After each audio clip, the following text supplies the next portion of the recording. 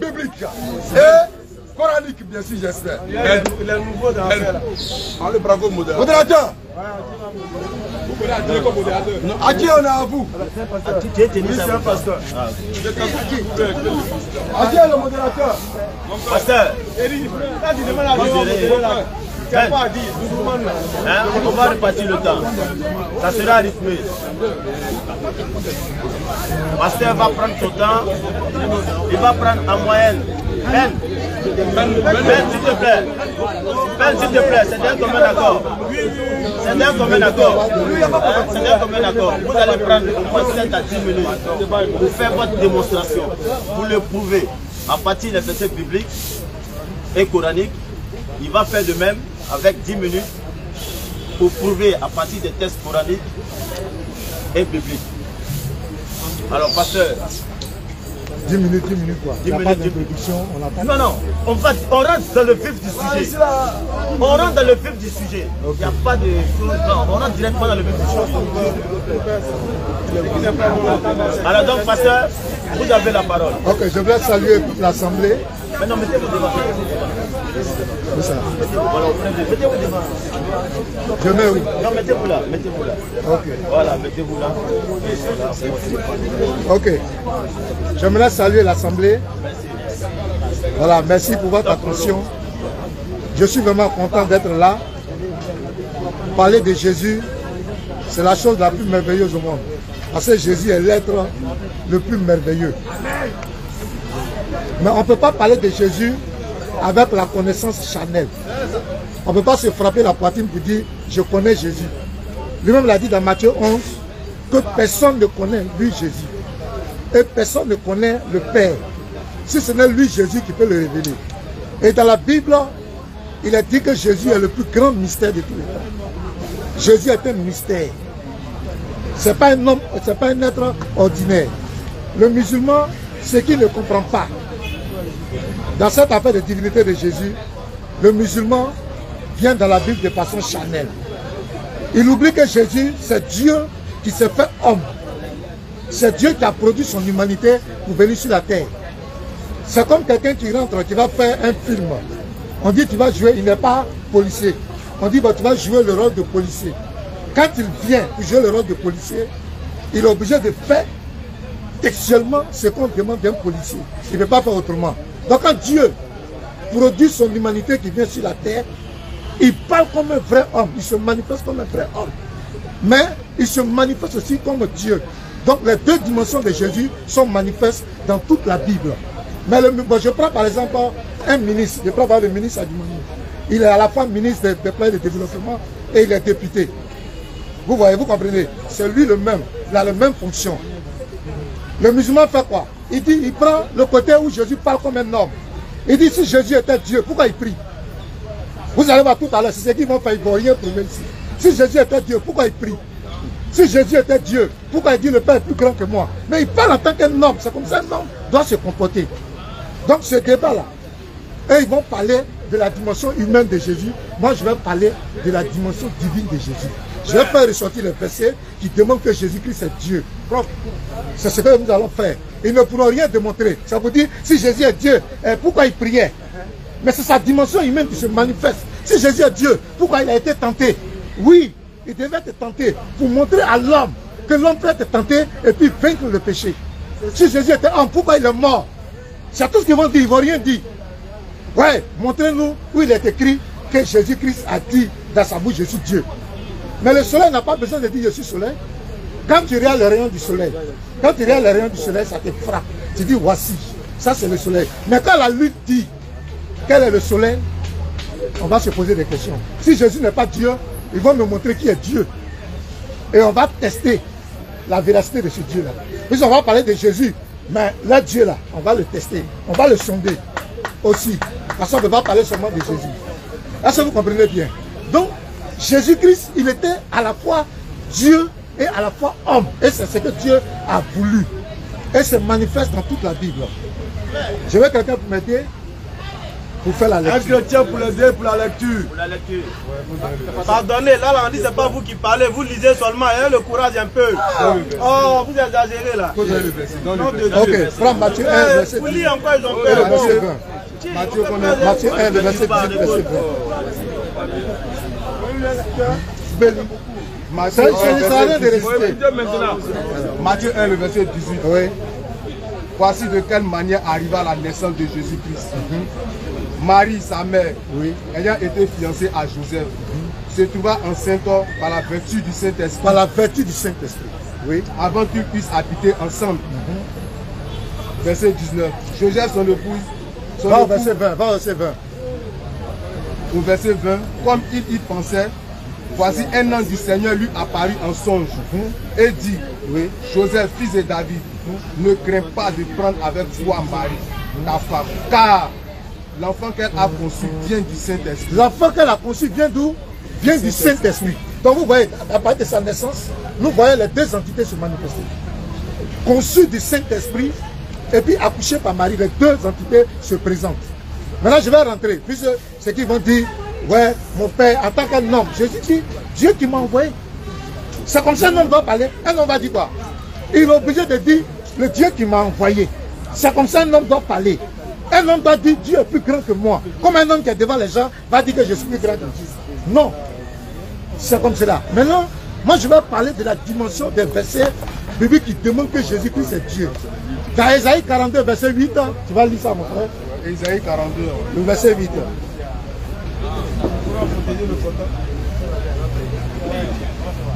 Il faut peut-être le Coran pour tenir le Coran.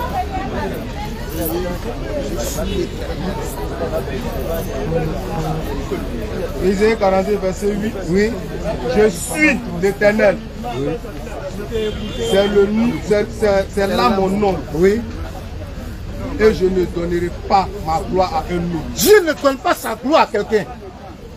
Dieu ne donne mon honneur aux idoles. Voilà. Dieu ne donne pas sa gloire à quelqu'un. Mais vous allez voir, dans tout mon développement, je vais vous montrer que Jésus là, Jésus partage la gloire avec Dieu. Et il ne prend pas le Dieu. Jésus partage. Par exemple, dans Matthieu 9, le verset 3, tu vas lire ça. Matthieu 9, le verset 3. Matthieu 9, verset 3. Oui. Sur quoi quelques scribes disent, oui, au-dedans d'eux, cet homme blasphème. Cet homme blasphème. Pourquoi ils ont dit Jésus blasphème? Parce que Jésus a dit à ce monsieur, tes péchés te sont pardonnés. Question, qui peut pardonner les péchés? Qui peut pardonner les péchés? C'est Dieu seul qui peut pardonner les péchés. Les attaques, ils vont dire, ouais, c'est Dieu qui a donné le pouvoir. Mais il y a un mot, quand Jésus dit, tout pouvoir m'a été donné dans les cieux et sur la terre. Ils vont me dire, quel prophète n'a pas dit ça? Il dit, tout pouvoir, il n'a pas dit le pouvoir. Il dit, tout pouvoir m'a été donné. Comment Jésus-Christ est un être humain? Ils disent que c'est un homme. Comment il peut dire, tes péchés te sont pardonnés? Il partage la gloire. Il partage la gloire avec Dieu. Bon, je vais laisser les 5 minutes. Non, non, non, continuez, vous avez 10 minutes pour développer. Voilà. Allez-y.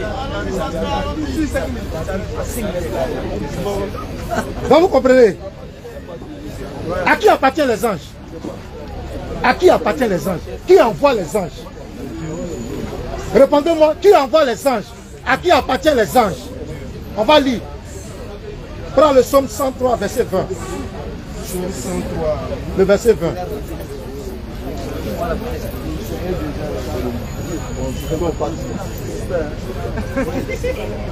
Psaume 103, verset 20. Psaume 103, verset 20.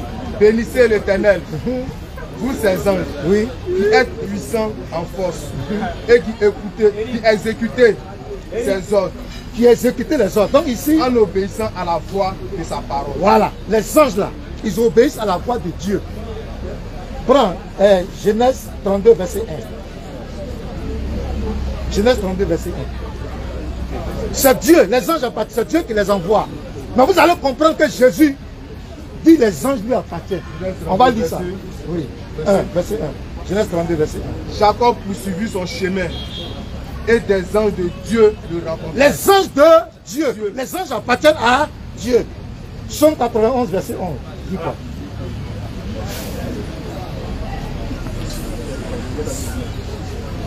Psaume 91, verset 11. Verset 11. Car il ordonnera à ses Il anges ordonnera à ses anges, c'est l'Éternel qui parle. de Maintenant, te garder. de te garder. Allons dans Matthieu maintenant. Matthieu 13, verset 41. C'est Jésus qui parle. Comme un homme peut parler comme Dieu, comme un homme peut partager la gloire avec les anges appartiennent à Dieu. Dieu ne peut jamais permettre qu'un homme dise que les anges lui appartiennent. Matthieu. Oui, Matthieu 13, verset 41. Et Matthieu 24, verset 30 à 31. Matthieu 13, Verset 41. Le Fils de l'homme. Le Fils enverra de l'homme. ses anges. Qui est le Fils de l'homme? C'est Jésus. Il enverra qui? Ses anges. Il enverra qui? Ses anges. Jésus dit les anges, c'est lui qui les envoie. Il est qui? Il est en train de partager la gloire de Dieu. Il est qui? Lui, Jésus. Lis le deuxième verset. Matthieu 24, verset 30 à 31. Ouais, ok. Matthieu 24, verset 30 à 31. Matthieu 24, verset 30. Attends. Alors le signe du Fils de l'homme Le Fils de l'homme, oui, paraîtra dans le ciel. paraîtra dans le ciel. Toutes les tribus de la terre Toutes les tribus de la terre se lamenteront. se lamenteront. Et elles verront le Fils de l'homme venant sur la nuée du ciel avec puissance et avec une grande gloire. Oui. Il enverra ses anges. Il enverra qui? Ses anges. Là-bas qui envoie les anges, c'est Dieu. Mais comment Jésus, qui est un être humain, peut envoyer des anges? Il est en train de partager la gloire de Dieu. Le musulman, il ne pourra rien dire. Si ça vous dit, si Jésus est Dieu, pourquoi il a prié? Si Jésus est Dieu, pourquoi il disait ici, mon Père qui m'a envoyé? Okay. C'est tout ce qu'ils vont dire. Ok, top. Ok, merci. Amen. Amen, amen, amen, amen, amen. Surat 5, verset 116. On va essayer de le nettoyer. Il pense pouvoir parler par anticipation. Genre, il est en face de lui des perroquets. Ils vont venir, ils vont dire. Donc, on va t'amener dans une autre dimension. Ils vont dire. Partager la gloire de Dieu. Tu sais ce qui c'est? Amos chapitre 3, verset 7. Quand l'Éternel révèle, donne ses révélations aux prophètes, c'est partager sa gloire avec eux. Ils pensent que il est partagé. Le verset de Somme que tu as pris. Dieu dit partage pas sa gloire avec les idoles et non avec les prophètes. Donne-moi le nom d'un seul prophète à qui Dieu n'a pas partagé sa gloire. Un seul. Tu me baptises, voilà l'eau là. Ou bien tu peux l'aider. Oui. Un seul prophète à qui Dieu n'a pas partagé sa gloire. Quand Moïse fend la mer, qui fend? C'est Dieu qui fend au travers de Moïse. Et Dieu est en train de montrer sa gloire au travers de Moïse. Quand Abraham dépose son fils sous l'autel et puis il remplace et racheté par un animal, Dieu est en train de montrer sa gloire au travers d'Abraham. Quand Jésus ressuscite Lazare, Dieu montre sa gloire au travers de Jésus. On dit donner sa gloire au prophète. Tous les prophètes sont prophètes parce qu'ils reçoivent la gloire de Dieu. Surat 5, verset 116. Surat 5, verset 116. Le moment où Allah dira. Rappelle-le. Rappelle-le. Le moment où Allah dira. Oh Jésus, fils de Marie. Est-ce Est-ce toi tu as dit à Ménard? Prenez-moi. Est-ce toi tu as dit au Père? Prenez-moi ainsi que ma mère. Prenez-moi ainsi que Marie. Pour deux divinités en dehors d'Allah. Pour deux divinités en dehors de toi, Allah. Il dira. Alors Jésus répondra. Gloire et pureté à toi. Gloire et pureté à toi, Allah. Il ne m'appartient pas. Il ne m'appartient pas. De déclarer. C'est que je n'ai pas le droit de dire. Je ne peux rien dire de moi-même selon ce que j'entends. Je juge et mon jugement est juste car je ne cherche pas ma volonté, mais la volonté de celui qui m'a envoyé. Si je l'avais dit. Si je l'avais dit. Tu l'aurais su. Tu l'aurais su Allah. Certes. Tu sais ce qu'il y a en moi. Même moi. Et je ne sais ce qu'il y a en toi. Alors, Jésus-Christ a posé, Allah pose la question. Montrez-nous un verset clair où Jésus vous a dit, prenez-moi pour Dieu en dehors de Dieu. Parce que de la Genèse à l'Apocalypse, l'Éternel n'a jamais caché son identité. Jamais. Pourquoi cachera-t-il son identité? De qui a-t-il peur pour cacher qui il est? Afin de venir se camoufler dans la chair d'un être humain et ne pas montrer aux hommes qu'il est Dieu. Et puis il est là, il est caché parmi les hommes comme un loup dans la peau de l'agneau. Folie de folie, diversion de diversion, ironie des ironies, maladie spirituelle, pour qu'on vous en soigne. Dieu n'a pas peur des hommes pour se cacher dans Jésus. Dieu était à Abraham, Dieu était à Moïse. D'abord même, tu ne trouveras aucun passage biblique où il a dit l'Esprit de Dieu était en Jésus. Ça n'existe pas dans la Bible. Les Bibles placées au bain là. L'esprit de Dieu était sur Moïse, Abraham, Ismaël, Isaac. Tous les prophètes de Dieu avaient sur eux l'esprit de Dieu. Mais ils n'avaient pas en eux. En eux. Sur, vous savez, ils avaient sur eux le pouvoir de pouvoir manifester la volonté de Dieu. Pasteur Ménard. Donc montrez-nous où Dieu a eu peur des hommes. Jamais. De la Genèse jusqu'au prendre les 5 livres du Pentateuque. Genèse, Exode, Lévitique, Nombre, Deutéronome. Tu ne trouveras pas où Dieu est devenu un homme sur la terre. Ça n'existe pas. Jamais. Parce qu'il n'a pas besoin de devenir un homme pour manifester sa gloire ou sa puissance. Au plus d'un jamais. C'est ça la différence. Mais pour vous, Dieu devient un homme parce qu'il aura eu péché originel. Il devient un homme pourquoi? Pour venir mourir parce qu'il doit avoir un sang pur pour sauver l'humanité. Jean 23, le verset 19. Lecture. Dieu n'est point un homme pour mentir, le fils d'un homme pour se repentir. Il va aller tout de suite de sortir Apocalypse. Oui, j'étais mort et je suis vivant. Je suis l'alpha et l'oméga. Il faut toucher à l'alpha et l'oméga. J'étais mort et puis je suis vivant. Il faut toucher à ça. La Bible même va venir étaler tes lacunes. Te montrer qu'en réalité, le Dieu que tu crois mourir, là, et puis qu'il ressuscite là, ce n'est pas le véritable Dieu. Ça, c'est le Dieu de l'imagination, de la doctrine paulienne. C'est Paul qui est en train de vous mettre dans le problème. Montrez-nous un verset clair. Spirituellement parlant, physiquement parlant, paraboliquement parlant, où Jésus dit, je suis Dieu. Parce que Dieu l'a dit, je suis Dieu. Ça, il n'a jamais caché. C'est rempli de la Bible comme ça. Je suis l'Éternel, je suis le Dieu. D'ailleurs, il dit, vous allez connaître mon nom. Tellement il va les frapper. Il ne s'est jamais caché. Maintenant, pourquoi vous venez pour vous sauver, il se cache? Pourquoi? Posez-vous les bonnes questions et vous aurez les bonnes réponses. Dieu ne peut pas, ne pourra pas et ne sera jamais un homme. Jamais un homme. Il ne pourra pas, mais il ne va jamais être un homme. Ce n'est pas parce que nous limitons Dieu. Mais tout à l'heure, on va en parler. Il va nous démontrer si Dieu peut devenir un homme. Bibliquement parlant. Jésus est clair dans ses propos. Dieu est clair en annonçant l'avènement de Jésus. Matthieu chapitre 1, verset 21, verset 18, verset 21. Dieu, il est clair. Quand il envoie l'ange là, il ne vient pas annoncer lui-même sa naissance. Il vient annoncer la naissance de son prophète. Matthieu 1, le verset 18. Lecture. Voici de quelle manière arriva la naissance de Jésus. Donc voilà ce qu'on va faire. Qui est en train de parler? L'ange va venir parler. De la part de qui? De la part de Dieu. Pour annoncer qui? Pour annoncer Dieu. Qui doit faire quoi? Qui doit naître. Ça rend fou. Après, on va venir dire non, c'est trop spirituel. Psaume 32, verset 8 à 9.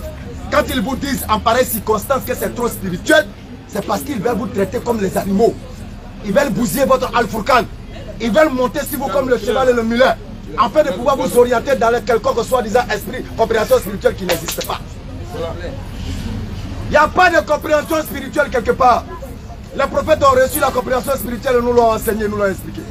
Une fois que le prophète explique ce qui est spirituel, l'homme reçoit, le comprend et marche en fonction. C'est bouclé. Il n'y a rien à comprendre spirituellement. Lecture. Ne soyez pas comme un cheval ou un mulet. J'avais parlé de Matthieu chapitre 1, verset 18 et verset 21. Voici de quelle manière arriva la naissance de Jésus-Christ. Voici de quelle manière arriva la naissance de Dieu. Marie, sa mère. Marie, la mère de Dieu, ayant été fiancée à Joseph, était fiancée à un homme qui s'appelle Joseph. se trouvant enceinte Et Marie, la mère de Dieu, se trouvant enceinte. par la vertu du Saint-Esprit, Elle se trouvait enceinte par la vertu de Dieu. ayant qu'ils eurent habité ensemble. Avant qu'elle n'habite avec son mari. Au verset 19, Lecture rapidement. Joseph, son époux, Joseph, l'époux du mari de Dieu, qui était un homme de bien, qui était un homme de bien. qui ne voulait pas la divorcer. Rapidement, verset 21. Au verset 21, Oui. elle enfantera un fils. Donc Marie, la mère de Dieu, enfantera un fils. Et tu lui donneras le nom de Jésus. Ce fils-là qui en réalité qui est le Dieu qui a annoncé sa naissance. C'est lui qui sauvera son peuple de Et c'est lui Dieu qui sauvera son peuple, un Dieu identitaire et raciste. Il sauvera son peuple de son péché. Maintenant, donne-nous un verset clair, sans ambiguïté, où on passe pas dessus, pour dire que voilà, Jésus est Dieu. Oui, il est 100% Dieu. Oui, il est 100% homme. Mais à quel moment il devient Dieu? Lorsqu'il est dans le ventre de Marie, est-il 100% homme à 100% Dieu? Il va dire non, c'est spirituel. Non, non, non, non. Ça ne peut pas être spirituel. Lorsqu'il est dans le ventre de Marie, il est 100% Dieu, 100% homme, Donc Marie s'est promenée en Israël avec Dieu dans son ventre. C'est violent, hein? C'est violent. Tu veux pas, oh. C'est ça qu'elle a. Marie, s'il réunit ça, on arrête le débat. Est-ce que Marie s'est promenée avec Dieu dans son ventre, oui ou non? Puisqu'il est 100% Dieu, il est 100% homme. Donc Marie avait Dieu, 100% homme, 100% Dieu dans son ventre. Et puis elle se promenait à Jérusalem. Mais quoi? Dieu avertirait-il véritablement avec l'homme sur la terre? C'est pourquoi Salomon, un homme, a averti. L'éternel Dieu l'avait déjà éclairé par la dimension de sa sagesse, dira, mais quoi? Dieu habitera-t-il véritablement avec l'homme sur la terre? Voici les cieux et les cieux. Alors que les cieux et les cieux, des cieux ne peuvent le contenir. Ne peuvent contenir Dieu. Combien moins cette maison que j'ai bâtie? Comment est-ce que la maison faite de main d'homme, qui est Marie, va venir contenir Dieu dans cette dimension? On nous dira non, non, non, non. Quand Dieu est dans sa dimension spirituelle, il ne peut pas être contenu. 100% Dieu, 100% homme. Donc quand il était dans le ventre de Marie là-haut, est-ce qu'il était 100% Dieu, 100% homme? Si oui, qui était dans le ventre de Marie, Dieu ou bien Jésus? Question. Réflexion. Maintenant, aujourd'hui, on va refaire ton baptême, on n'est pas sur Facebook. Tu as mal fait de venir ici. Mais si nous l'avons terminé. Bon, écoutez, il a déjà tout dit, on va prendre les miettes qui tombent de la table des enfants. Au fait, le pasteur maintenant, il a essayé de faire un peu ce qu'on appelle l'anecdote du joueur de dames. Il est en train de parler en même temps, il dit, ils vont dire ça, hein. Ils vont dire Jésus priait. Hein. L'anecdote du joueur de dames, c'est quoi? C'est un gars qui joue dame avec les gens, il gagne tout le monde au quartier. Maintenant, il a en face de lui quelqu'un qu'il a attrapé lorsqu'il faisait son fétichisme. C'est-à-dire qu'il faisait des pratiques occultes dans un cimetière. Alors ce dernier-là, à chaque fois qu'il joue contre lui, il lui dit, il a dit, hein, il a dit ce que tu fais, hein, donc il se laisse gagner. Quand il essaie de le gagner, il dit, il a dit, hein, il le laisse gagner. Donc automatiquement, il allait voir son supérieur féticheur qui lui a dit, bon, 5 secondes s'il te plaît, hey, il allait tout en haut.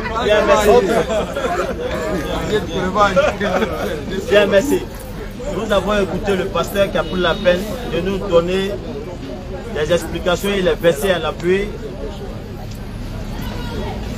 Dieu, en tant qu'humain, selon ces versets bibliques, et les autres aussi, la BAM, la brigade anti-mensonge, il a pris la peine aussi de pouvoir soutenir avec le Coran et la Bible pour montrer que Jésus-Christ n'avait pas de partie divine. Sur ce, place à la vérité et nous passons à la série de questions. Il m'a donné des problématiques. Il dit que Dieu ne peut pas être homme. Moi, je vais lui montrer dans la vie que Dieu s'est fait homme. C'est ce que je vais lui montrer. Il dit Dieu ne peut pas être homme. C'est ce qu'il a dit. Donc moi, je vais lui montrer. Voilà, tu changes voilà, tu vois, d'accord. Bien. Bien. Suivez, s'il vous plaît. Nous allons accorder encore 5 minutes hein, aux débatteurs de pouvoir prendre la peine de pouvoir être beaucoup plus précis, d'éviter beaucoup plus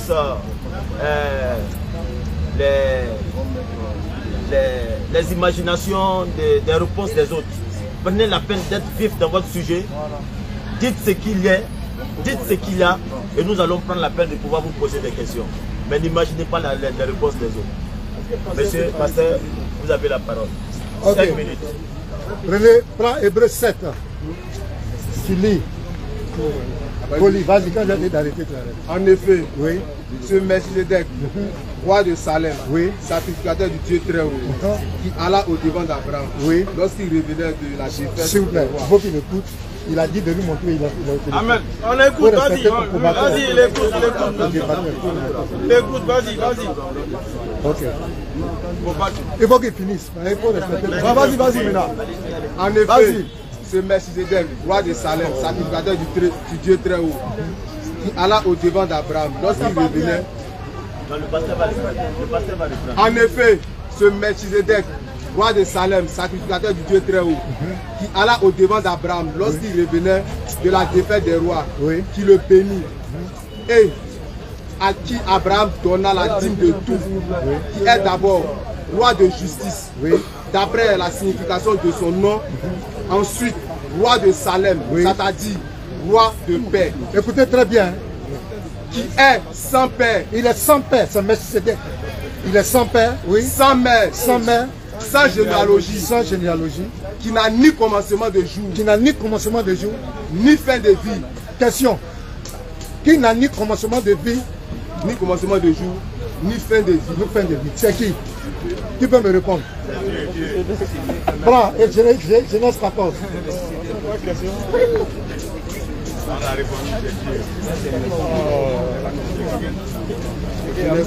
Verset 17 à 20. Genèse 14.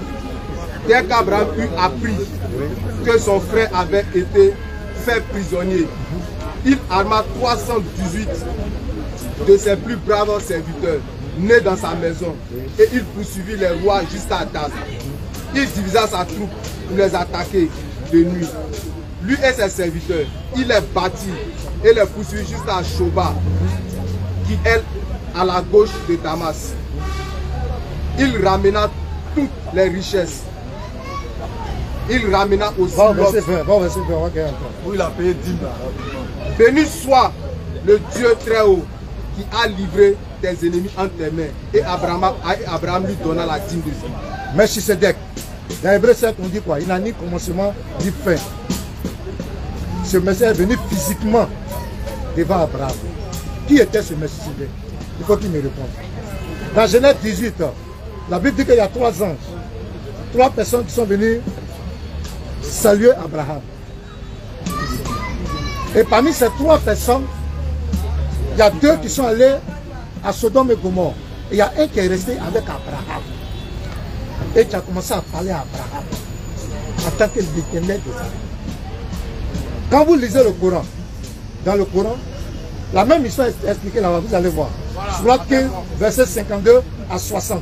Sourate 15. Oui. Verset 52 à 60. On va prendre le verset 57 et le verset 60. On va lire ça, vous allez voir. La même histoire est expliquée. Et ils vont m'expliquer, il y a un mot qui va sortir. Écoutez très bien.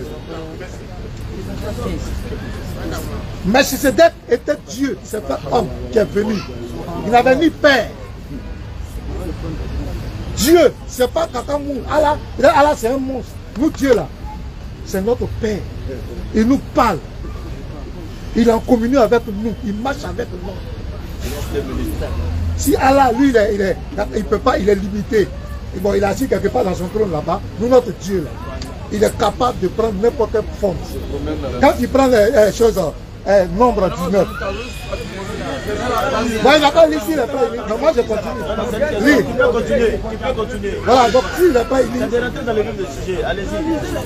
Voilà, il va prendre. Sourate 15, le verset 57 à 60. Voilà, lis 57 et puis tu lis 60. Il leur dit, que voulez-vous, oh, envoyer d'Allah? Il dit, ils sont envoyés d'Allah. Allez-y au verset 60. Ils dirent, Ouais. en vérité, nous sommes envoyés à des gens criminels, à l'exception de la famille de l'autre que nous sauverons tous. Au verset 60. Sauf sa femme. Oui. Nous, Allah, Nous, a Dieu déterminé. nous qui? Allah, Nous. a Dieu déterminé. Quelles sont ces personnes qui étaient envoyées? Verset 57 dit, c'est des personnes qui étaient envoyées. Verset 60, il dit, nous, Allah. C'est quel Allah ça? C'est qui ça? Sourate 57, verset 3, tu vas lire ça.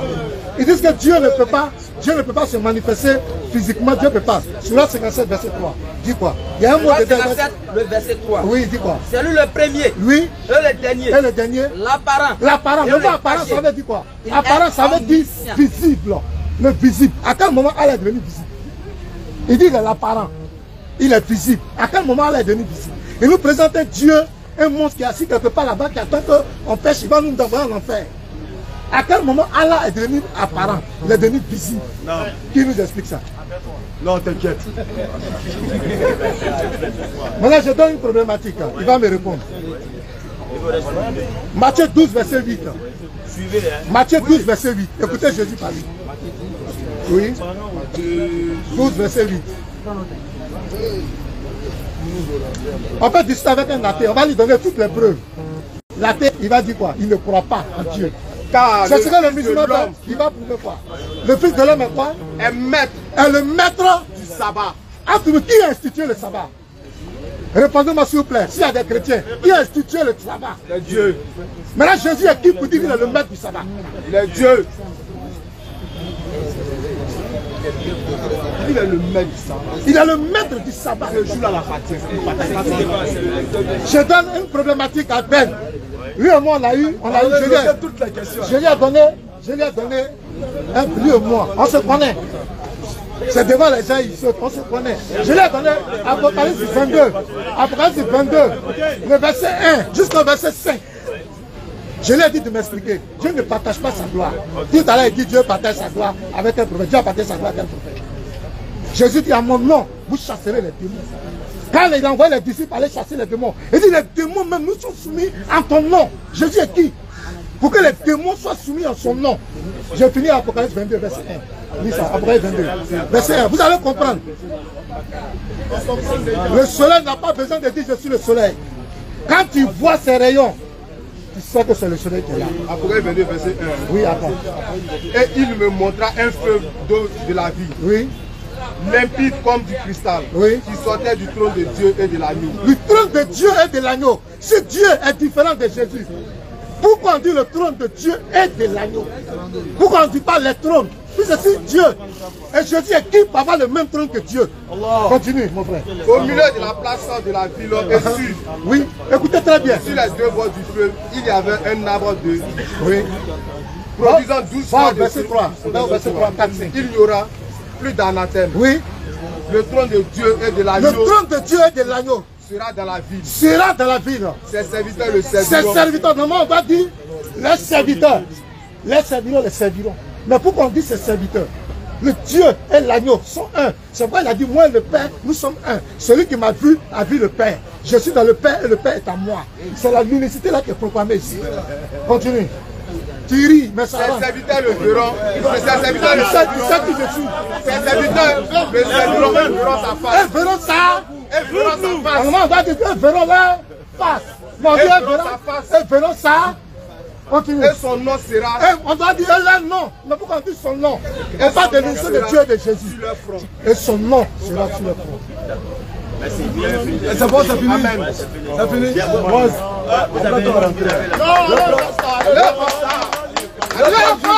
Je prends juste 3 minutes et je commence par Apocalypse 22. Je commence par Apocalypse 22. Je commence par Apocalypse 22 qu'il prétend avoir comme une bombe atomique. D'abord, première définition. Lorsqu'on parle de trône, on parle de puissance et de pouvoir de Dieu. Et le pouvoir de Dieu est partagé avec tous les prophètes, je te l'ai dit tantôt. Il a partagé son pouvoir avec Moïse. Il a partagé son pouvoir avec tous les prophètes, y compris Jésus-Christ. Donc quand on te parle de trône, on parle de pouvoir. On parle de pouvoir de Dieu. Dieu et Jésus font un. Non pas physiquement, parce qu'il fait un aussi avec Moïse. Il a dit à son prophète, lorsqu'il te rejette, c'est pas toi il rejette, c'est moi ils ont rejeté. Dieu et tous ses prophètes font un. Même coraniquement avec Mohammed Père bénédiction, ils font un. Lorsque tu lançais la pierre, ce n'est pas toi Mohammed, c'est moi là. Lorsque tu lançais le, c'est pas toi, c'est moi. Mais qui lançait? Tous les prophètes de Dieu, étant la manifestation physique et visible de Dieu, font un avec Dieu, non pas physiquement, mais spirituellement. D'où le trône de Dieu et de l'agneau. Ça ne définit nullement la puissance ou la divinité de Jésus. Parce que dans le même Apocalypse, Jésus est assis à la droite de Dieu, premier élément. Deuxième élément, Jésus dans le même Apocalypse adore son Dieu. Dans le même Apocalypse. Vous avez une compréhension ambiguë. Une compréhension basée sur quoi? Le Christo-business. Vous voulez à coûte que coûte expliquer ce qui n'est pas explicable. C'est clair. Tu dis peut-être qu'on a un Dieu qui est loin. Surat 2, verset 200. Surat 2, verset 200. Voilà. Alors il dit, lorsque vous finissez vos prières, invoquez-moi plus intensément comme quand vous parlez à vos pères. Surat 2, verset 200. Rapidement, papa. Et quand vous aurez achevé vos rites, non. Alors invoquez Allah comme vous invoquez vos pères. Tu as vu? Allah nous, il dit, invoquez-moi comme quand vous parlez à vos papas là. Papa, vraiment j'ai besoin de ça. Parlez-moi, mais il ajoute un élément encore. Et plus ardemment encore. Plus intensément. Allah n'est pas loin. Qui disent seulement Seigneur, donne-nous, accorde-nous le bien d'ici-bas. Non. Pour cela, nulle part dans l'au-delà. Parce que quand on va bien notre Père, on dit papa, donne-moi ça, c'est le bien d'ici-bas. Allah dit non, parlez-moi plus intensément. Allah il est où? Sourate 50 verset 19. Vous pensez qu'Allah c'est un Dieu lointain? Allah, comme le dirait mon bien-aimé Amadou Ampateba, le très loin reproche Kaïdara. En même temps qu'il est loin, en même temps qu'il est proche. Tu as parlé d'apparent de caché. On va t'aider, Inch'Allah. Sourate 50 verset 19. Rapidement. Sourate 50 verset 19. C'est carré. Sourate 50 verset 16. Nous avons effectivement créé l'homme et nous savons ce que son âme lui suggère. Vas-y rapidement. Et nous sommes plus près de lui que sa veine jugulaire. Nous sommes plus proches de lui que sa veine jugulaire. C'est quoi la veine jugulaire? Le nerf central se trouvant dans le corps de l'homme, qui est ancré en nous. Et Dieu dit il est plus proche de nous que ce nerf-là. Et toi tu penses qu'Allah il est loin? Ça c'est dans votre conception. Sourate 2, verset 186. Rapidement papa. Et quand mes serviteurs t'interrogent sur moi, dis-leur. Alors je suis tout proche. Tout proche. Je réponds à l'appel de celui qui me prie quand il me prie. Toi tu ne connais pas Allah. C'est pourquoi tu penses que c'est un Dieu lointain. C'est pas facile pour eux. Maintenant tu dis que je suis l'apparent et le caché. Mais l'apparent là c'est quoi? Je vous montrerai des signes. Dans les cieux, sur terre et en vous-même. Donc lorsque tu te regardes dans ta morphologie, dans ta constitution, là, tu vois qui? Dieu. Lorsque tu regardes le ciel dans sa splendeur, tu vois qui? Dieu. Lorsque tu regardes l'étendue de la terre, tu vois qui? Dieu. Je suis l'apparent. En vérité, dans la création des cieux et de la terre, dans l'atteinte de la nuit et du jour, il y a en cela des signes pour les doués d'intelligence. et non pas les gens qui ont l'Esprit Saint. C'est le verset 3. Rapidement. Et lui, il est Allah. Allah. Dans les cieux. Dans les cieux. Sur la terre. Bon, donc quand il est apparent par rapport à ce qu'il nous a donné la possibilité de voir, afin de reconnaître sa gloire et sa grandeur. Et il est le caché parce que tu ne peux pas le voir physiquement et puis vivre. Ok? Qu'Allah nous aide. Rapidement, ils ont fait qu'il n'y a pas pu aller dans l'anecdote, mais on va aller en même temps à Melchisedec. Melchisedec. Rapidement, Melchisedec. Qui il est? Il demande Melchisedec est qui? Bon, le verset même va répondre, on va pas te dire. Il a pris Genèse 14, le verset 20. On va relire ce même verset là, mais sans le Saint-Esprit. Au verset 18. Melchisedec, oui, roi de Salem, il apportait du pain. Roi de Salem, et du vin. Oui. Il était sacrificateur. 2. Il était sacrificateur. Du Dieu très haut. Du Dieu très haut. Lui dit c'est Dieu. On dit qu'il était sacrificateur du Dieu très haut. Bon, il va parler maintenant. Il bénit Abraham et dit, béni soit Abraham. C'est Melchisedec qui parle, hein? Par le Dieu très haut. Béni soit Abraham. Par le Dieu. Il devait dire par qui? Si le Dieu. Par le Dieu très haut, maître du ciel et de la terre. Béni soit le Dieu très haut. D'accord. On va encore maintenant dans le Coran rapidement. Il a dit que les uns qui sont venus, ils ont dit nous, en parenthèse Allah. Sourate 15, verset 57. Rapidement, on va à ça. Il est dit. Faut pas dire on me bloquer. Et il est dit. Oui. Les anges dont il est question. Les anges, oui. Il dit en vérité, nous sommes envoyés à des gens criminels là. Les anges disent nous sommes envoyés à des gens criminels. Est-ce qu'ils ont mis en parenthèse Allah? Non. Ok, on continue. Au verset 60. D'accord. Sauf sa femme. D'accord. Nous, Allah a dû déterminer quel sera du nombre d'elles. Rapidement, rapidement. Lis. Au verset 61. Oui. Puis lorsque les envoyés vinrent auprès de la famille de l'autre, oui, celui-ci dit, oui, vous êtes pour moi des gens inconnus. Le verset qu'il a lu, nous, en parenthèse Allah. C'est ce que j'ai dit. Verset 60. Oui, vas-y rapidement. Au verset 60. Un n'a qu'à lire, les gars. Sauf sa femme. Nous, oui, Allah a dû déterminer. Maintenant, nous, en parenthèse Allah. Pourquoi il a mis en parenthèse Allah? C'est pour les profanes comme Pasteur Ménard. Parce que dans le texte en arabe, il n'y a pas Allah dedans. Mais la première des choses, lorsque vous avez dit nous sommes des anges envoyés, les anges sont bien envoyés. Donc là, il n'y a pas de parenthèse. Mais là, il s'agit d'un décret d'Allah. Relis encore le verset. Verset 60. Oui. Nous, oui, oui. Allah, nous avions déterminé. Nous avions déterminé quel sera du nombre des exterminés. D'accord. Là, c'est un décret divin. Alors que les anges, Sourate 2, verset 32 rapidement, les anges n'ont pas le pouvoir de prendre des décrets divins.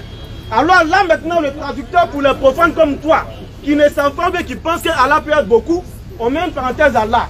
Vous dites que la première fois qu'ils ont dit les anges, nous, ils ont dit simplement nous. Mais pour montrer que c'est les envoyés, ils n'ont pas mis quelque chose d'autre à côté. Maintenant, il s'agit d'un décret divin. Écoute ce que les anges disent. Ils disent, gloire à toi. Les anges disent, Subhanak, gloire à toi. la ilma lana illa ma Nous n'avons de savoir que ce que tu nous as appris. Les anges disent, Vous, mesdames. mais ils parlent, vous ne vous parlez. Ne cherche pas de prétexte, c'est le modérateur, il gère le temps. Ça Quand peut ça aller arrive, il va maintenant. nous dire pas des secondes et nous interrompre. Nous interrompu, hein. Vas-y. Il dit, gloire à toi. Uh-huh. Nous n'avons de savoir que ce que tu nous as appris. Alors les anges ne sachent rien, pardon. Ils n'ont pas le pouvoir de prendre des décrets. C'est pourquoi dans l'autre verset, pour t'expliquer qu'il ne s'agit pas des anges, mais que les anges sont juste venus transmettre des décrets divins, ils ont mis une parenthèse à là. C'est clair pour les doués d'intelligence. Note-nous encore rapidement pour terminer. Je finis avec ça. Bon, rapidement. Vous allez prendre la peine de pouvoir répondre à la série de questions. Nous allons passer maintenant à la série de questions. S'il vous plaît, pour ceux qui aimeraient poser des questions, c'est sur le thème de la divinité de Jésus qui est divin et 100% homme. Le pasteur maintenant a pris la peine de pouvoir donner des démonstrations à travers les versets bibliques et à travers le Coran. À travers le Coran et la Bible, doucement s'il vous plaît. Que Jésus est 100% Dieu, 100% humain. La femme a pris la peine de pouvoir démontrer à travers la Bible et le Coran que Jésus-Christ était 100% humain, mais que la divinité était au-dessus de lui. Donc pour ceux qui ont écouté, ce n'est pas une question de quelqu'un qui a gagné, mais c'est pour une question de compréhension. Est-ce que vous avez véritablement compris les deux débatteurs? Sur ce, place à la vérité, posez vos questions. Oh, Ça, si c'est quoi? Tu t'entends pas? Oui, allez-y, posez votre question. Monsieur le pasteur, bonsoir d'abord. J'aimerais vous poser une question. Dans Jean 3, le verset 16, on dit car Dieu a tant aimé le monde qu'il a donné son Fils unique, afin que quiconque croit en lui ne périsse pas, mais qu'il ait à la vie éternelle. Je veux savoir, le Dieu qui a tant aimé le monde, c'est qui? Et son Fils unique là, c'est qui? C'est ma question. Merci pour la question. Merci, c'est vraiment une belle question de ton âge. Vas-y. Je vais te répondre. Regarde, recule un peu. Écoutez très bien. Vous voyez, quand vous discutez avec un musulman, le prédicateur musulman est l'homme le plus incohérent du monde. C'est comme quelqu'un qui dit qu'il n'aime pas le manioc, mais il ne laisse pas checker là. Et puis Gary. Tout à l'heure, il dit quoi? Il dit le Dieu qui a donné son Fils unique. Dans l'islam, Dieu n'a pas de fils. Donc je te ramène la question. Tu crois que Dieu a un fils maintenant? Avant de te répondre. Dieu a un fils. Tu as posé la question de Non, tu me réponds. D'abord répondre, c'est pas Jésus lui-même là.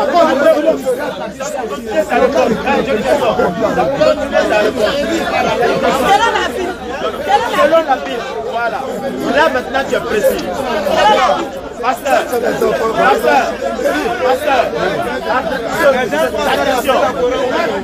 sa question. Calme-toi. Calme-toi, pasteur, écoute-moi. Il dit, selon la logique biblique,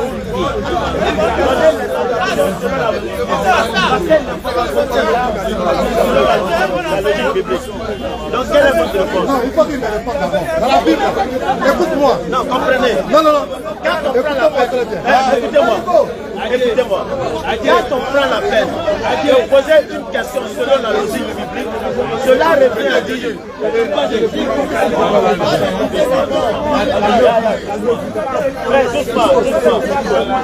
Doucement, les gars. Doucement. Écoutez, c'est ici on pose la question. C'est ici on pose la question. S'il vous plaît. Là, c'est pas ici, c'est ici qu'on pose la question. Pasteur.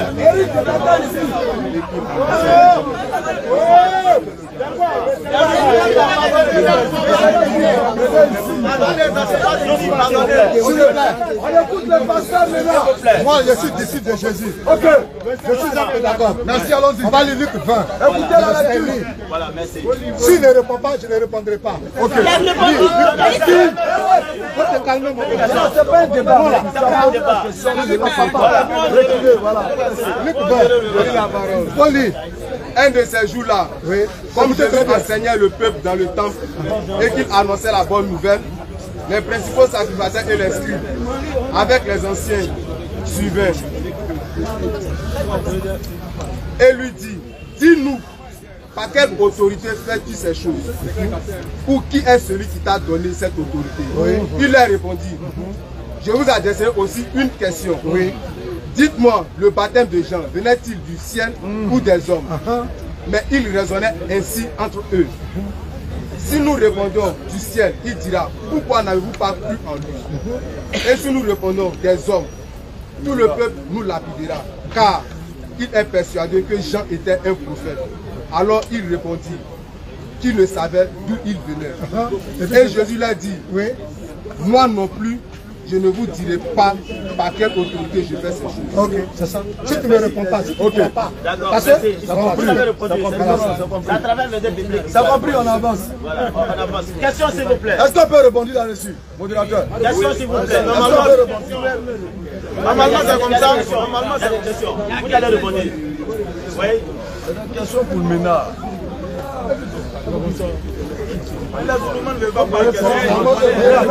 Voilà, les questionnaires vont venir ici dorénavant. Vas-y. Vas-y, pose ta question. D'abord, quand on prend la Bible, dans Genèse 1, verset 12, Genèse 1, verset 21, on nous dit chaque espèce se reproduit selon sa sémence. Maintenant, quand on vient voir dans Matthieu 1, verset 21, Marie a accouché l'enfant Jésus. J'aimerais savoir, selon chaque espèce se reproduit selon sa sémence. Marie, elle a accouché qui réellement? Bien, merci. Voici sa question. Merci. Maintenant, je vais répondre. Je vais te répondre. Aussi, mais je vais t'amener à réfléchir. Voilà. Oui, écoutez, ce que nous sommes en train de faire là, quand quelqu'un pose une question, il faut peser. Il faut. Oui. Ok. Dans toute la vie, quand on dit, écoutez très bien, moi je m'appelle Anno.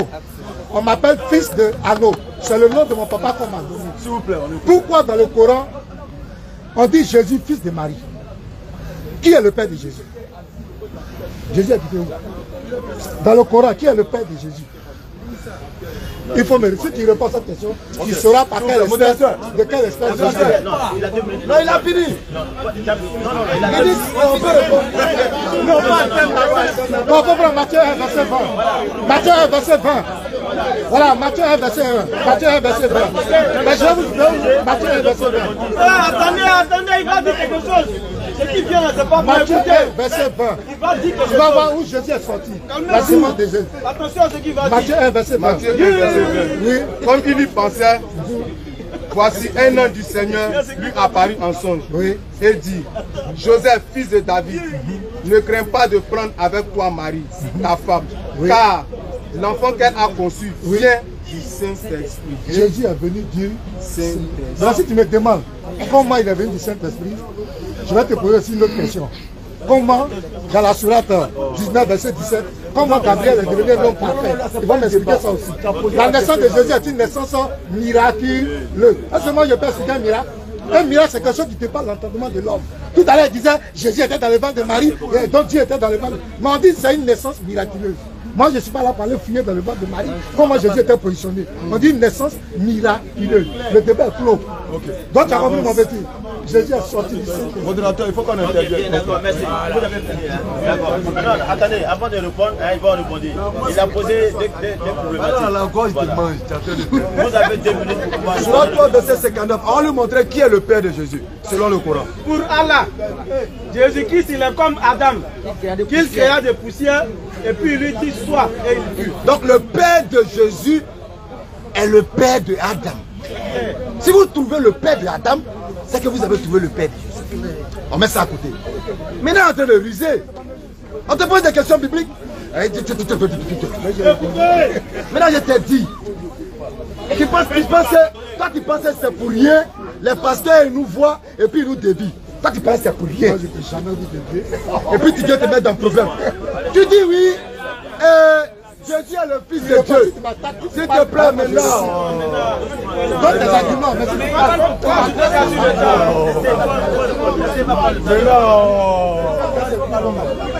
Tu dis Jésus est le fils de Dieu. Tu dis Jésus est venu par la vertu du Saint-Esprit. Ok. Admettons que le Saint-Esprit soit Dieu. Jean chapitre 1, verset 3. Rien de ce qui existe n'a été fait sans le Saint-Esprit. Donc moi-même là, je viens du Saint-Esprit. Moi-même, je suis un miracle du Saint-Esprit. Vous pensez quoi?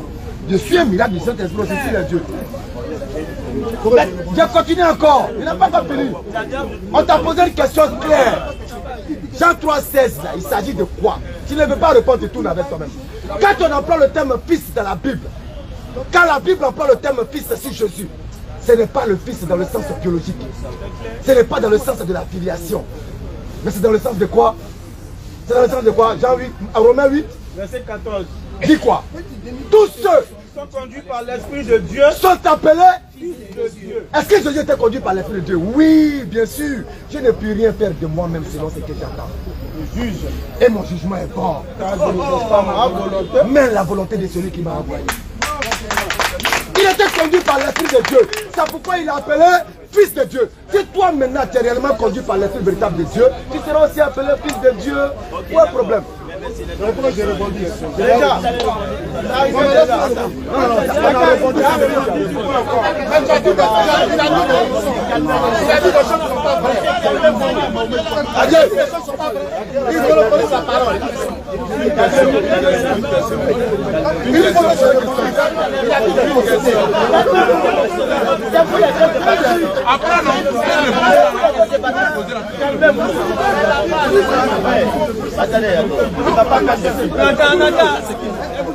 Ok, une question.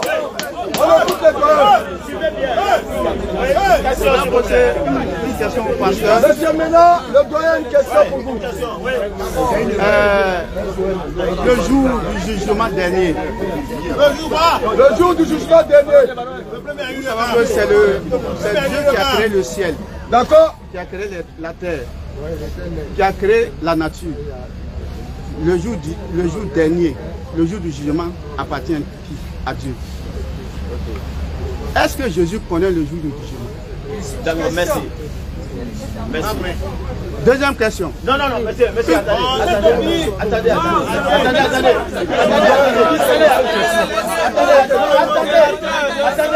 Oh, monsieur, écoutez. Attendez. Si vous avez suivi le débat, il faudrait que vous posiez la question par rapport au débat. Par rapport au thème. La divinité de Jésus, 100% homme, 100%. Vous envoyez la question là. Ce n'est pas la vous n'avez pas suivi. Écoute-moi d'abord. Écoutez d'abord. La question de Dieu là. Écoute-moi. La supériorité de Dieu, la puissance de Dieu. Écoute-moi. Je vous ai compris. Mais le jugement dernier. Merci, je vous ai Jésus dit qu'il ne connaît pas. Mais il dit qu'il est Dieu. Merci, je vous ai compris. Il a dit que créé par la poussière. C'est ce qu'il a dit tout à l'heure. La parole. Surah 3, verset Il a 59. été créé de poussière, mais pas par la poussière. Il a été créé par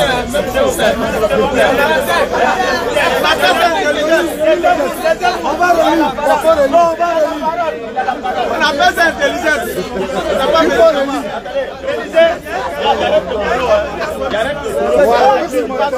Attendez. S'il vous plaît. Lecture. 23, verset 59. Lecture. Pour Allah, Jésus est comme Adam, qu'il créa de poussière, puis il lui dit, sois, et il fut. Il créa de poussière. Quand on parle de Dieu, quand on parle de créer, là, c'est de prendre quelque chose dans le néant pour l'envoyer à l'existence. On ne peut pas créer avec une matière qui existe déjà. Quand on parle de créer, invention, ça s'adresse aux hommes. Mais quand il parle de la divinité, il crée à partir de rien. Donc Adam ne peut pas créer. Quand il dit Allah a créé Adam de poussière, c'est une erreur grave. Mais là, fils de Dieu, le fils de Dieu dont il parle, prends, mon ami, prends Marc 11, verset 3. Prends Marc 5, verset 7. Écoutez, s'il vous plaît. Marc 11, verset 3. Oui. Si quelqu'un vous dit, pourquoi faites-vous Non, cela? prends Marc 5, verset 7. Marc 5. Marc 5, verset 5. Marc 5, verset 7. verset 7. Il s'écria d'une voix forte. Écoutez, quand le démon a vu Jésus, un démon qui voit Jésus, comme il dit fils de Dieu, tout le monde est fils de Dieu, lui le fils de Dieu. Il va me montrer où lui un démon l'a vu et puis s'est prosterné. Dis. Et s'écria d'une voix forte. Oui. Qu'y a-t-il entre moi et toi? Jésus. Jésus. Fils du Dieu très haut. Fils du Dieu quoi? Ce sont des démons qui ont confessé. Et le démon va se prosterner. Toi tu es fils de Dieu. Toi tu es fils de Dieu. Fils de Dieu de Jésus là. Pourquoi le Coran le rejette? Fils de Dieu veut dire Dieu qui se manifeste en l'homme. Tout ce que le Coran rejette, c'est ça qui est la vérité. Donc vous comprenez bien. Voilà, ça ne n'est pas fils de Dieu au même titre que Jésus. Voilà, le Dieu a parlé, le Dieu dit jugement, si Jésus était Dieu. Alors, 2 minutes est passé. 2 minutes est passé. C'est ça qu'il va ajouter. Je vais répondre. C'est ce que j'ai dit à l'introduction. J'ai dit que Jésus, là, on ne peut pas le cerner avec la connaissance charnelle. Jésus est le plus grand mystère de tous les temps. Lui-même, il dit personne ne le connaît. Si ce n'est son Père, c'est lui qui connaît son Père. Et c'est à lui à qui il révèle. Je vous ai dit que Jésus, il était dans une dimension humaine et une dimension divine. Lorsqu'on lui a posé la question, il a parlé en tant qu'un homme. Il a parlé en tant qu'un homme. Dit, je ne sais pas ça. En tant qu'un homme. Mais dans la même Bible, il y a des endroits où Jésus dit, les disciples ont dit, tu n'as pas besoin qu'on t'interroge, car tu sais toutes choses. Donc, il ne voulait pas répondre. Il a dit, je ne sais pas, en tant qu'un homme. Quand il dit, Dieu m'a envoyé, c'est en tant qu'un homme qui le dit. Mais tous les versets que j'ai donnés, Jésus était le maître du sabbat, qui est le maître. Est-ce qu'il a répondu? Il ne peut pas toucher. Apocalypse 22, verset 1. Est-ce qu'il a touché? Il ne peut pas. Hébreux 7, verset 1 à 3. Lui, il allait prendre là-bas Genèse 14. Pourquoi il n'a pas touché Hébreux 7? Il n'a qu'à toucher Hébreux 7.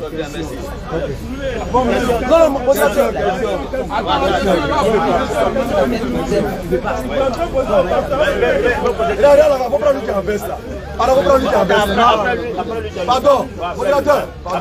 Après lui. Je voulais connaître une identité. Ne t'inquiète. Écoutez, Moi, je peux poser question aussi. Modérateur, je peux poser question aussi. Je peux poser question. Je voulais poser une question sur une identité. L'identité est dans la Bible. Je n'arrive pas à bien m'éclaircir. Mais c'est que peut-être entre les deux groupes, ils vont m'éclaircir. C'est de qui la Bible parle aujourd'hui? C'est dans le livre d'Ésaïe. Ésaïe 9. Car un fils nous est né. S'il vous plaît. Un enfant nous est donné. Et la domination reposera sur ses épaules. On l'appellera admirable. A majuscule. Conseiller.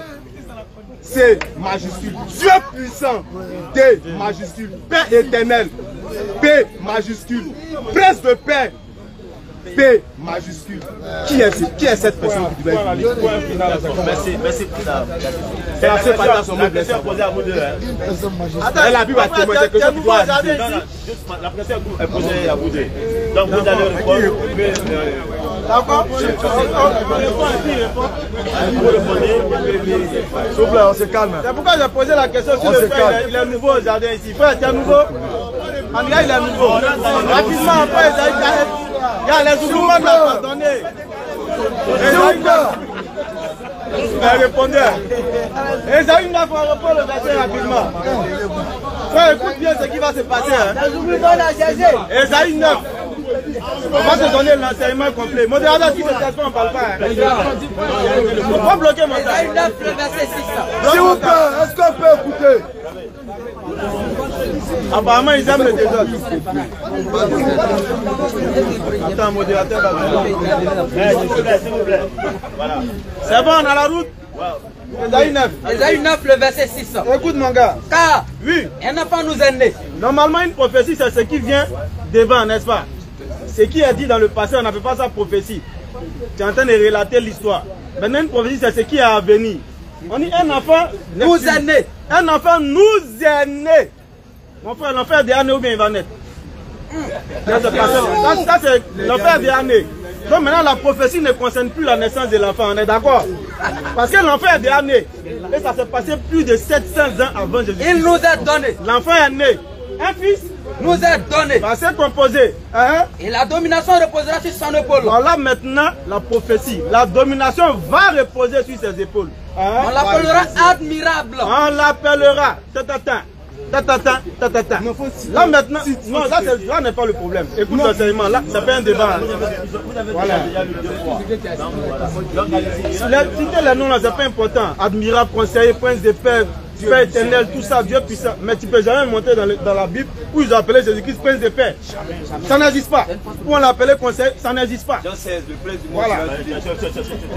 On va y revenir. Pas le répondeur. Qui est le prince?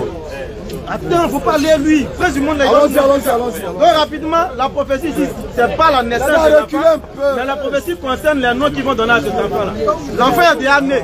Et la prophétie se passe plus de 7 siècles avant Jésus-Christ. Disons 8 siècles, plus de 700 ans qui est 8 siècles avant Jésus-Christ. Donc ici, la prophétie ne concerne pas Jésus-Christ parce que l'enfant était déjà né. Maintenant, rapidement, quelle est la prophétie dans le livre d'Ésaïe? On dit l'enfant c'est qui? Moi, il y a l'enfant est qui? C'est pas Jésus. Les historiens de la Bible nous disent que c'est le fils du roi Akaz. Mais on va pas rentrer dans ça. C'est le fils du roi Akaz, mais on ne va pas rentrer dans ça. Ça vient de là. Maintenant, quel est le verset de Jésus-Christ au pasteur Médard ou bien à nous qui est mieux placé pour dire quelle est la prophétie d'Ésaïe qui parle de lui, c'est Jésus-Christ, n'est-ce pas? Prends Luc 4 rapidement à partir du verset 16. On va nous dire, Jésus-Christ lui-même, il va nous donner la prophétie qui parle de lui dans le livre d'Ésaïe. Est-ce que c'est Ésaïe 9? On est là, on va entendre. Le verset 16. Rapidement. Il se rendit à Nazareth. Jésus-Christ, il va à Nazareth. Où il avait été élevé. Où il a été élevé. Et selon sa coutume, oui, il entra dans la synagogue. Il va dans la synagogue. Pour aller enseigner. Pour faire la lecture. Rapidement. On lui remit le livre du prophète Ésaïe. Il prend le livre d'Ésaïe dont tu viens de lire. L'ayant déroulé, il va dérouler le livre. Il trouva l'endroit où il était écrit. Il va prendre un endroit où il a écrit ce qui suit. L'Esprit du Seigneur est sur moi. Oui. Parce qu'il m'a oint. Oui. Pour annoncer une bonne nouvelle aux pauvres. D'accord. Il m'a envoyé pour guérir ceux qui ont le cœur brisé. C'est vrai. Pour proclamer aux captifs la délivrance. Oui, effectivement. Et aux aveugles le recouvrement de la vue. Il a fait. Pour renvoyer libre les opprimés. Effectivement. Pour publier une année de grâce du Seigneur. D'accord. Et puis Jésus-Christ dit quoi? Ensuite, oui, il roula le livre, le remit au serviteur. Il a déposé. Et s'assit. Et puis il s'assoit. Maintenant les gens, comme nous ici, on se demande, mais il va dire quoi par là? Tous, oui, ceux qui se trouvaient dans la synagogue avaient le regard fixé sur lui. Bon, tu nous dis quoi? Alors il commença à leur dire, voilà, aujourd'hui, il dit aujourd'hui, cette parole de l'écriture oui, que vous venez d'entendre est accomplie. Il dit, la prophétie d'Ésaïe qu'il vient de lire là, c'est accompli aujourd'hui parce que je suis venu. Est-ce que c'est Ésaïe 9:4? Ésaïe 61, on voit où cette parole est écrite. Le verset 1. Après ça, là, si tu parles encore, c'est que tu es en train de chercher. On me pose question. Rapidement.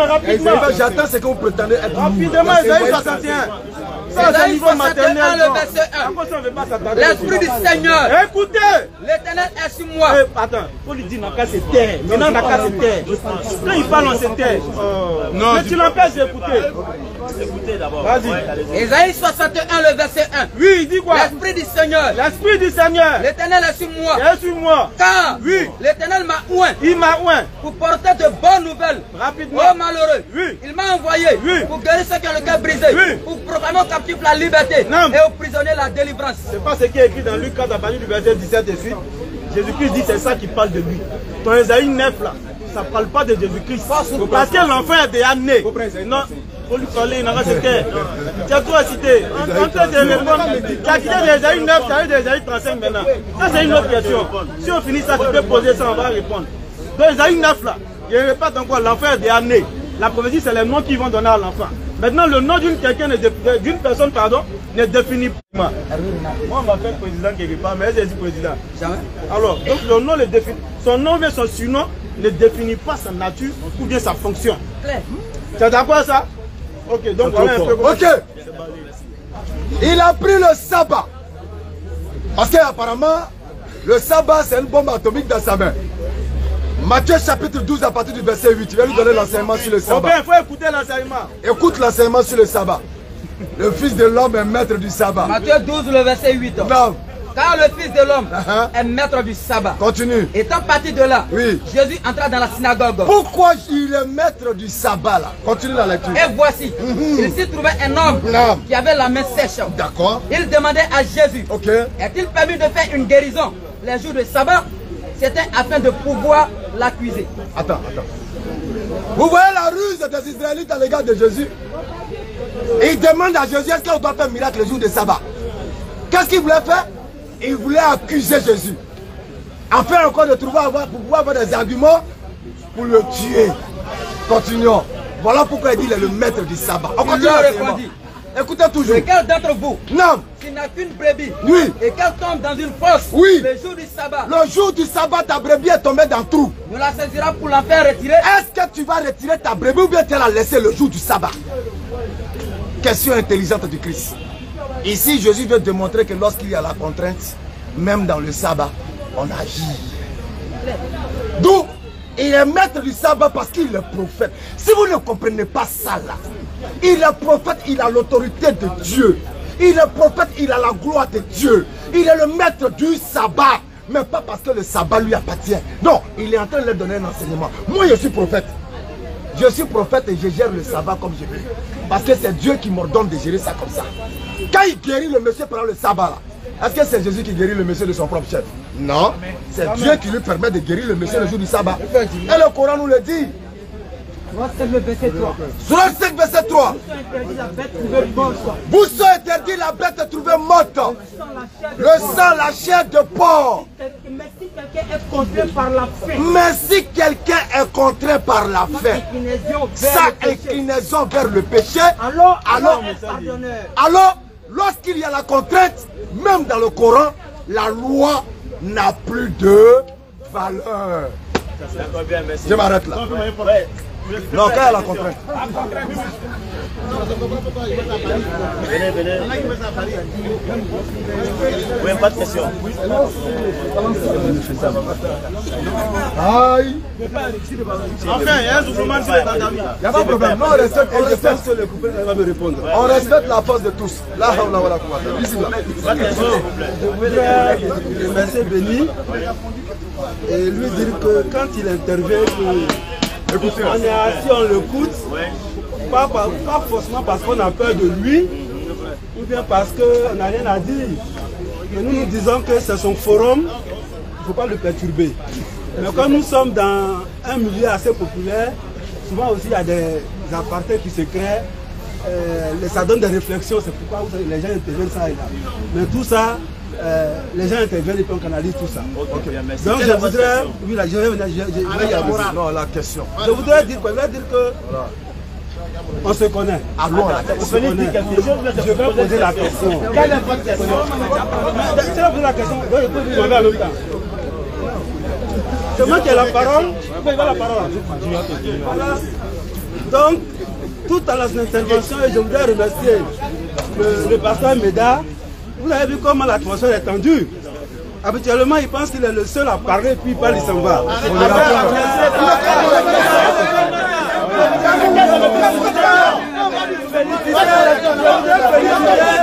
Quelle est ta question? Quelle est ta question? Quelle est ta question? Tout n'est pas les questions. Tout n'est pas les questions. Quelle est ta question? Pose ta question. Je voulais y arriver. Quelle est la question?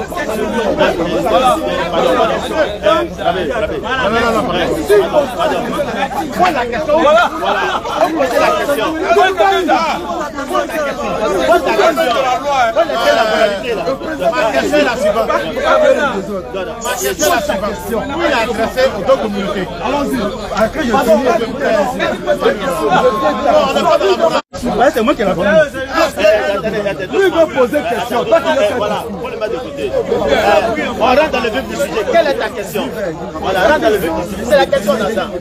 Non, pose ta question. Tu poses ta question. Il n'a rien à voir avec filmer quelqu'un. Il veut savoir qui parle. Quel à quoi elle me filmer. Il veut savoir qui parle. Donc ma question va venir.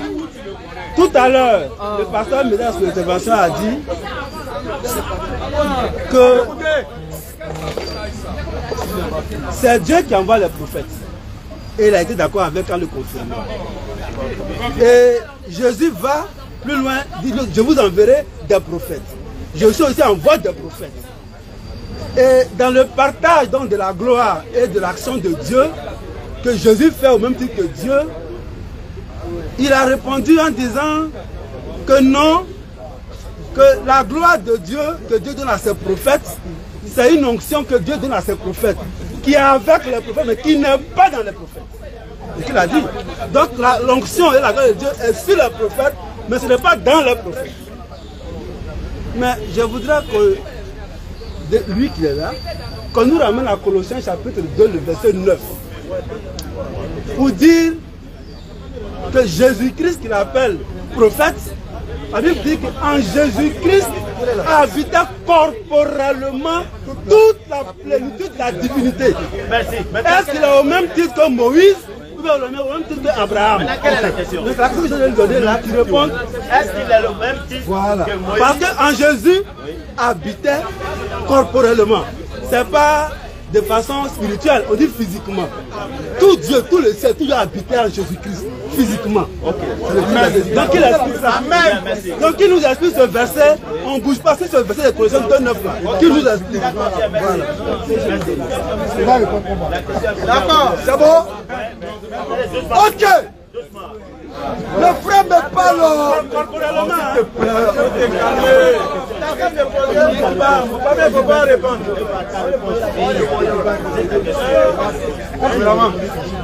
C'est calme s'il vous plaît.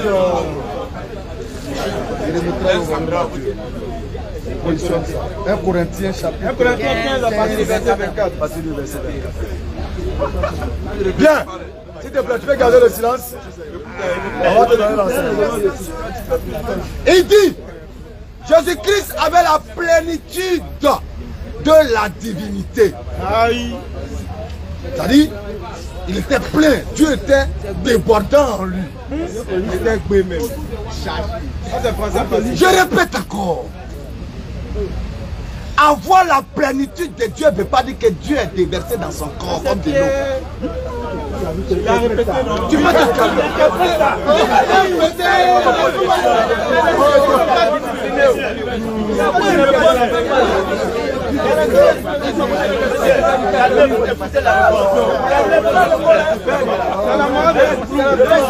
Ils savent répondre derrière, mais quand ils sont devant, ils n'ont pas le calme qu'il faut. Éphésiens chapitre 3, verset 19. Éphésiens chapitre 3, verset 19. Accalmie, calmant. Le verset 19. Lecture.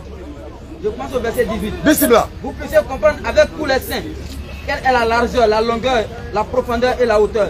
Et connaîtra l'amour de Christ qui surpasse toute connaissance. En sorte que vous soyez remplis jusqu'à toute la plénitude de Dieu. S'il vous plaît. S'il vous plaît. Qui sont ceux qui sont remplis jusqu'à la plénitude de Dieu? Question. Est-ce qu'ils sont Dieu? Analyse. Éphésiens 3, et là, attends. Moi, il y a un épisode de lui là.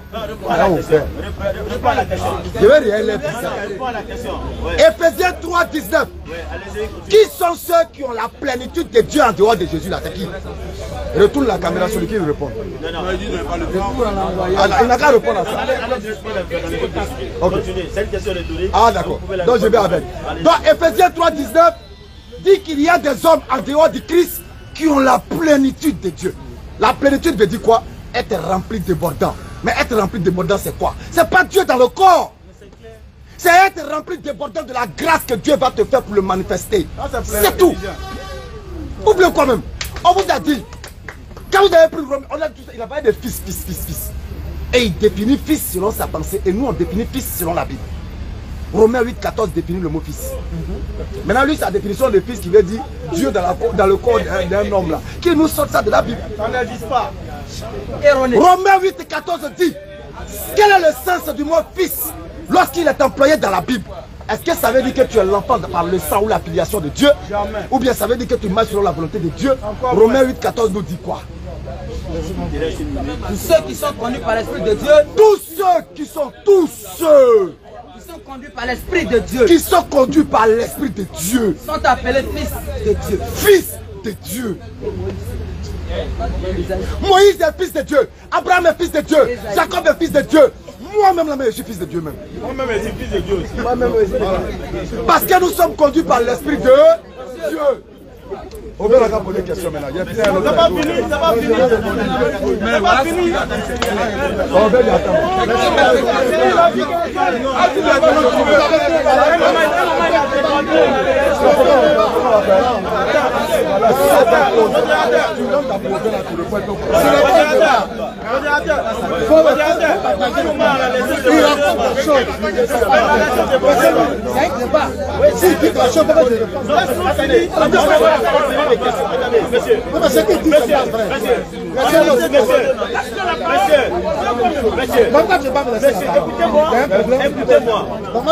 Écoutez-moi, monsieur. Dans la nature du débat,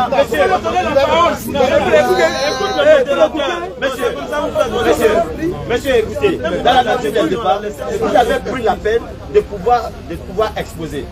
Nous sommes passés à la série des questions. Dans la série des questions, c'est là où vous avez votre rouleau compresseur pour pouvoir prendre la peine de pouvoir amener les gens à mieux comprendre. Donc, ne pensez pas que moi je ne vous donne pas la parole. Non, en fonction des questions, bon, vous allez prendre la peine de pouvoir répondre. C'est à vous de répondre. Il y a plusieurs questions. Maintenant, les questions auxquelles vous pouvez répondre, même s'il y a 2 ou 3, vous prenez la peine de pouvoir répondre. On vous assistera. Vous avez compris. Voilà, bien, merci. Pas de question. Non, je veux répondre. Attendez, vous allez répondre. Mais c'est pas entre vous de la c'est déjà fini. C'est le public. En fonction des questions, vous pouvez répondre, répondre et puis répondre aux questions. On dit question, il y a question. Lui, il répond. Moi aussi, j'ai le droit de donner mon avis. Je lui dis des choses et puis vous dites qu'on passe. Non, mais c'est pas non. Dans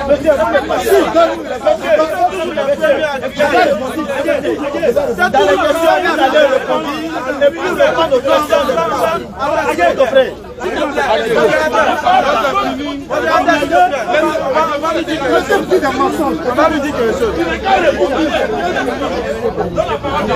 S'il vous plaît, les gars, calmez-vous. Pardon, mon gars, il nous dit quelque chose. Passez maintenant. Doucement. Lui, il n'est pas musulman. Passez pas chrétien aussi. Passez maintenant. Donc, tu vas supporter à quelqu'un. Je n'ai pas dit supporter quelqu'un. Et vous avez dit des choses. Monsieur. Passez maintenant. Vous avez compris. Maintenant, il y a la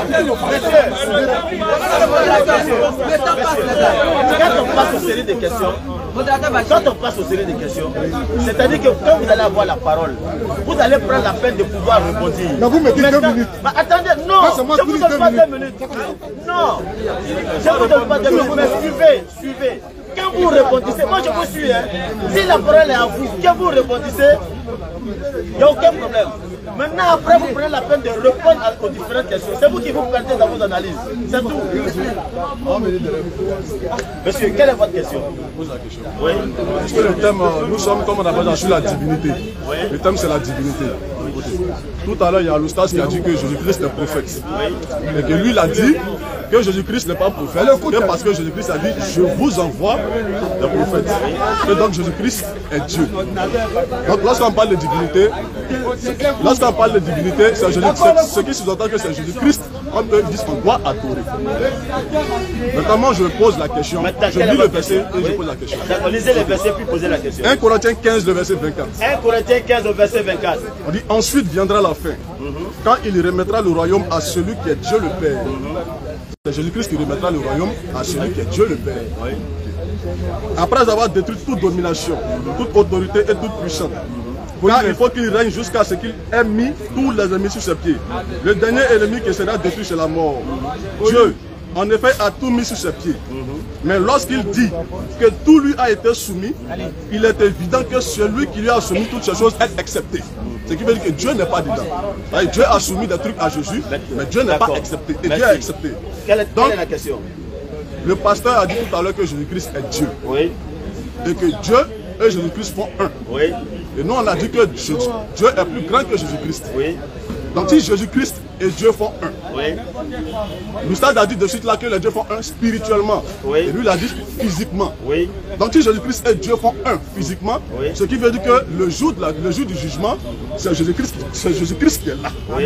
Il n'y a pas Jésus-Christ n'y a pas Dieu. Quelle est la question? 1 Corinthiens 14 dit que le jour de la résurrection, Jésus-Christ sera soumis à Dieu. Je veux savoir, si Jésus-Christ est Dieu, il est soumis à quel Dieu? Merci. Ouais, on arrête là. Voilà. Merci beaucoup. Voilà, mais avant de répondre à cette question, je vais lire un verset. Matthieu 14, verset 33. Ça, c'est pour Ben, il va répondre ça. Matthieu 14, verset 33. Il répond à la question. Non, je vais répondre. Ça, c'est la plus petite des questions. Matthieu 14, verset 33. Jean 20, verset 28. Jean 20, verset 27 à 28.